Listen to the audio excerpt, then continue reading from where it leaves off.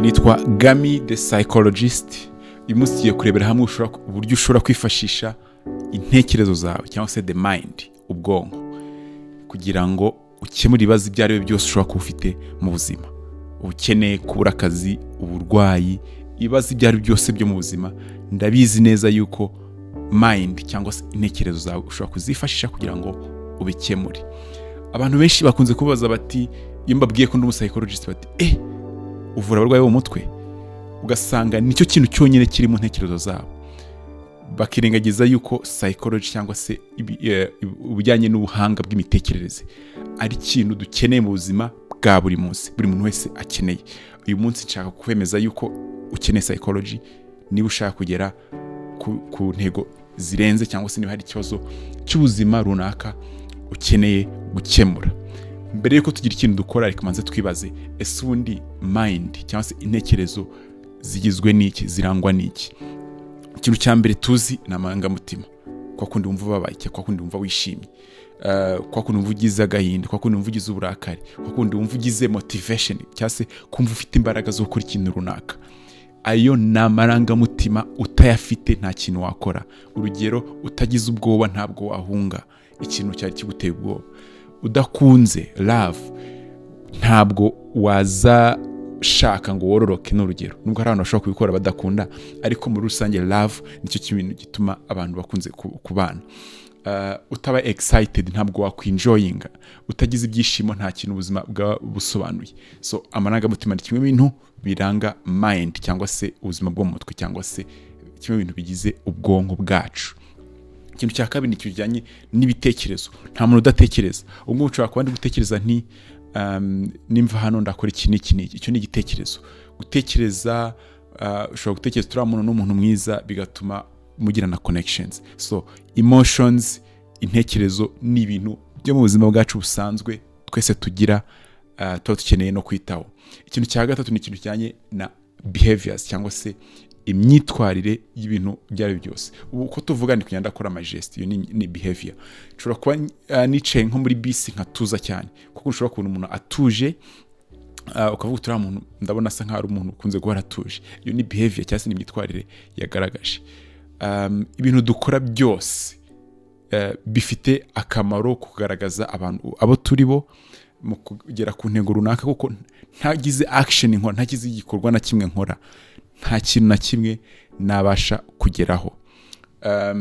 Ntagiye muri siporo ntabwo nagira umubiri, ubuzima bwiza. N'urugero, icyo ni igikorwa, it's a behavior. Ntabwiye ngo negere umuntu ngo musuze mu bazizina tuganire, ntabwo nazagira inshuti. And those are behaviors, ni imyitwarire runaka cyangwa se ibikorwa runaka dukora. So ibyo bintu ko ari bitatu turabizi neza yuko ni bimwe bintu bigize intekerezo cyangwa se bigize ubwonko. Kandi tuba tugomba kumakinga sure yuko bibaye byiza kugira ngo bize kugira ubuzima bwacu uko dushaka ko bumera. Ikindi kintu cya kane nshobora kongeraho ni ikintu kijyanye na habits cyangwa se ibintu dukora nk'ingeso. Habits impamvu nyongeye nubwo nabyo ari imyitwarire, ari behavior, ariko ni behavior ziba zarabaye akamenyero, ibintu ukora buri munsi. Kuvuga ngo niba nzi ko buri munsi mbyuka nka brushinga, nkoga, bikaba akamenyero, iyo ni habit, kubera ko iba iri register cyangwa se iba iri mu ntekerezo cyangwa se ku bwonko bwacu bwa buri muntu. Niba nzi yuko buri uko nsuje umuntu ngomba gusmilinga, bikaba byara habit, iyo ni habit. Ibyo ni ibintu tumenyereye, nta kintu cya danger, nta kintu kirenze, byose ni ibintu bisanzwe. Ariko ikibazo kiracyari cya kindi, ni gute ushobora kwifashisha ibyo bintu byose kugira ngo bize gukemura ibibazo runaka ufite mu buzima. Niba ari ubukene, niba ari kubona akazi, niba ari gutsinda mu ishuri, turabizi neza yuko ushobora kwifashisha intekerezo, mind, ibyo byose twavuze, kugira ngo ubashe kugira ubuzima bwiza, gukemura ikibazo runaka. Reka duhere ku kintu kimwe umuntu ashobora gutanga mu rugero, self motivation cyangwa se kwitera imbaraga. Nkunze gukora amavideo menshi ajyanye n'uburyo wagira motivation cyangwa se warwanya ubunebwe, wakora ibintu ufite imbaraga ziri ku rwego rwo hejuru. Kugira ngo umuntu agire motivation, hari ibintu byinshi bikenerwa, bisaba intekerezo, bisaba mind. Icya mbere, ukeneye kwiga kumanaginga amarangamutima, emotions. Kwa kundi umuntu afite ubunebwe nabo ubwabyo ni irangamutima.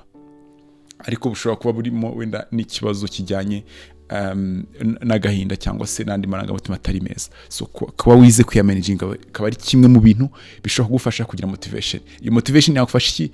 Gukora akazi bakazaguhemba. Yagufasha iki? Kubyuka ukagenda ugasaba akazi niba utagafite. Yagufasha iki? Gufata ibintu wakoraga ugatangira guhimba udushya, ugatangira business. Kubera iki? Ufite imbaraga, ufite motivation, ufite umurava. Ushobora no kwifashisha intekerezo. Hari abantu babura motivation kubera iki? Atekereza yuko adahagije n'urugero, cyangwa atekereza ko nta kintu ashoboye. Ugasanga hari ibitekerezo byamunze intekerezo ziwe, ari byo bituma motivation cyangwa se umurava utaza kuboneka. Ushobora no kuvuga uti tubize kujyana muri habits cyangwa se mu myitwarire, muri behaviors. Ugasanga isoko ya motivation, isoko yo kubura motivation cyangwa se intandaro yo kubura motivation ni uko umuntu wenda adakora siporo, bityo umubiri ugasanga ntabwo umeze neza, ntabwo uri muri mode, cyangwa se ugasanga umuntu afite imirire idafacilite cyangwa se idafasha ko yagira umurava. Urumva yuko zanguni eshatu cyangwa se enye twavuze zose ushobora kuzifashisha kugira ngo ukemure ikibazo cyo kugira motivation. Reka tuvuge iki urundi rugero muri relationship cyangwa se mu mibanire myiza n'abandi. Ni hamwe mu hantu hakunze kwibazo byinshi bitandukanye. Ugasanga abantu bamwe ntabwo babanye neza, bakunze gutukana, bakunze kurakazanya, bahora bari kurwanya, kandi ushobora kwifashisha intekerezo cyangwa se ubwonko bwawe kugira ngo ukemure ibibazo nk'ibyo ngibyo. Urugero, biragoye kubona relationships zitatuma amarangamutima aba involved cyangwa se zidakenera ko umuntu yiga kumanaginga amarangamutima. Urugero, umuntu akurakaje n'umusubiza nawe ibintu byamurakaza, ushobora gutuma uburakari bwiyongera, amakimbirane agashobora kwiyongera, bikamushobora kutabana. So emotions kuyamanaginga ni kimwe mu bintu nk'ibyo ngibyo. Urugero, hari abantu benshi tuzi yuko bagira ishyari ku rwego rwo hejuru, ndetse n'abantu benshi hafi ya twese. Nanjye ubwanjye ntabwo iyo ntabyitayeho nshobora kwisanga ishyari ndifite kandi rigeze hejuru, kandi ndi psychologist. So urugero, kwiga kumanaginga ishyari ni urugero cyangwa se n'amarangamutima negative ashobora gufasha kubana neza n'abandi bantu. So hari n'ibindi bintu n'urugero ushobora kwiga kumanaginga bikagufasha muri relationships. Yego. So ahandi hantu ushobora kwifashisha mind cyangwa se ubwonko kugira ngo ukemure ikibazo runaka ni ikintu kijyanye no kwiga cyangwa se kwiga ibintu bishya. Urugero, niba uri mu ishuri ukabona ufite ibibazo bya memory cyangwa se kwibuka, ni kimwe mu bintu bifitanye isano n'ubwonko ku rwego rwo hejuru. Hanyuma ukaba ushobora kwiga uburyo wakwi improving memory. Ushobora kuba utakurikira ugasanga ufite ibibazo bya attention, kwa ushobora kwicara ukumva udashaka kuguma ahantu hamwe, ukabona mwarimu ari kubowa cyangwa se ibintu ukurikiye ntabwo uri kwicara hamwe ngo bikurikire mu buryo bworoshye. Focus, attention, byose ni ibintu bifasha mu bijyanye no kwiga. So kwiga ni n'indi area ushobora kwifashisha kugira ngo ukemure,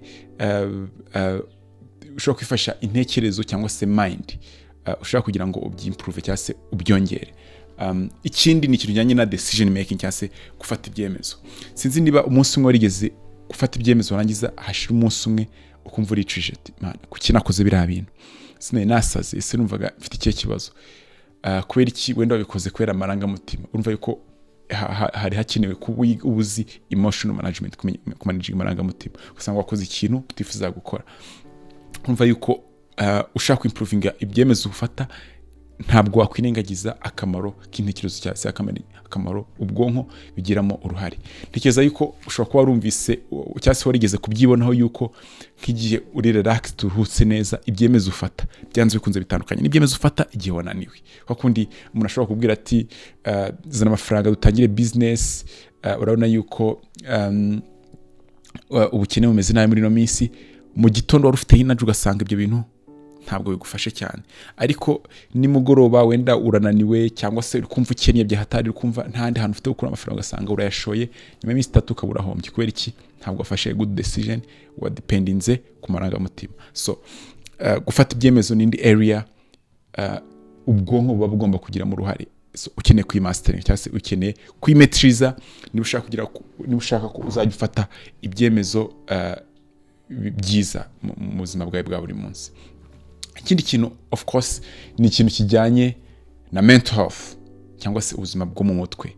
Abantu benshi bazi yuko psychology cyangwa se ubwonko, ubuzima bwo mu mutwe bukora ku bibazo bijyanye n'ubuzima bwo mu mutwe gusa. Ibyo byose hari byinshi twavuze bitari ubuzima bwo mu mutwe, ariko n'ubuzima bwo mu mutwe ni kimwe mu bintu kiba gikeneye niba ushaka kugira ngo ni kimwe mu bintu kiba gikenewe kugira ngo ugifashishe gukemura ibibazo runaka. Urugero depression, indwara nka za depression, indwara z'ubwoba se, indwara zo kugira habits udashaka kugira, ugasanga unywa inzoga ku rugero wenda utifuza, cyangwa se ugasanga ukoresha ibiyobyabwenge runaka. Ibyo ni ibintu byose bishobora gukenera intekerezo, kenera interventions ku bwonko, kuri level y'ubwonko. So indwara y'umutwe ziri amoko menshi. Hari indwara ziba ziri emotional, hari indwara nyinshi zikunze kuba zo mu mutwe. Twavuga yuko ari za ndwara ziba zitakabije. Ushobora kugenda ku psychologist mukaganira, akakwigisha ku managing emotions, akakwigisha ku managing intekerezo, kwigisha kwiga habits nshyashya, hanyuma akaba wabikemura. Hari n'izindi ndwara rero ziba ziri ku rwego rwo hejuru, aho ku bwonko haba harabaye impinduka zigaragara ku buryo ushobora gukenera imiti kugira ngo bashe kuristone cyangwa se kugarura imikorere myiza y'ubwonko. So mental health ni kimwe mu bintu, ntabwo ari cyo kintu cyonyine ubwonko bushinzwe, ahubwo ni kimwe mu bintu ubwonko buba bushinzwe kugufasha kugira ngo ibintu bigende neza. Ikindi kintu of course ni ikintu kijyanye n'ubuzima buri physical cyangwa se health.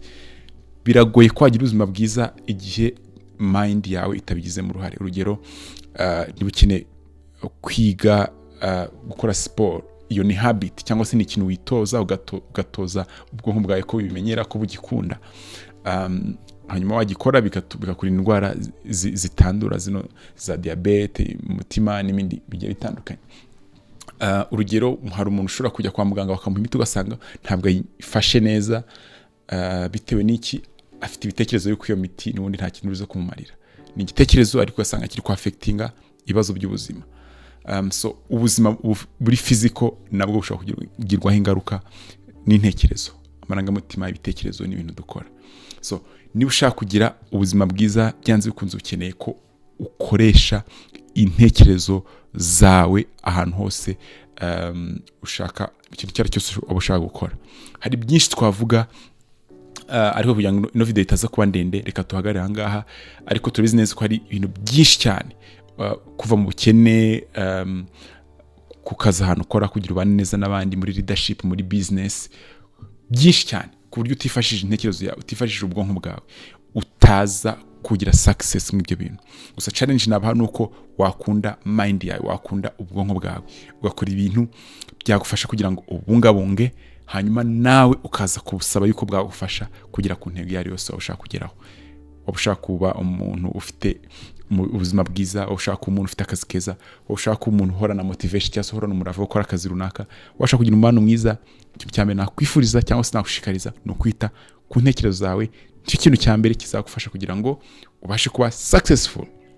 Nyine twagamije psychologist, hano tutanga ubumenyi bujyanye na psychology bwagufasha guhindura ubuzima bwawe bwa buri munsi. Kora like, share na comment and subscribe, mudufashe kugira ngo ubumenyi bugere ku Banyarwanda n'abantu bose bavuga Ikinyarwanda aho hose ku isi.